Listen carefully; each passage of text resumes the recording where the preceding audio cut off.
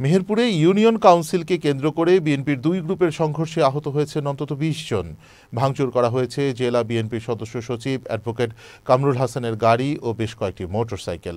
শুক্রবার সকালে আমঝুপি গন্ধরাজপুর সরকারি প্রাথমিক বিদ্যালয় মাঠে আমঝুপি ইউনিয়নের দ্বিবার্ষিক সম্মেলনের আয়োজন করা হয়। এ সময় সদস্য সচিবের নেতৃত্বে বিএনপির নেতাকর্মীরা সম্মেলনে অংশ নিতে আমঝুপি পৌঁছালে পদবি থেকে বাদ পড়া নেতাকর্মীরা তাদের গাড়িবহরে হামলা চালালে শুরু হয় ধাওয়া পাল্টা ধাওয়া ও সংঘর্ষ।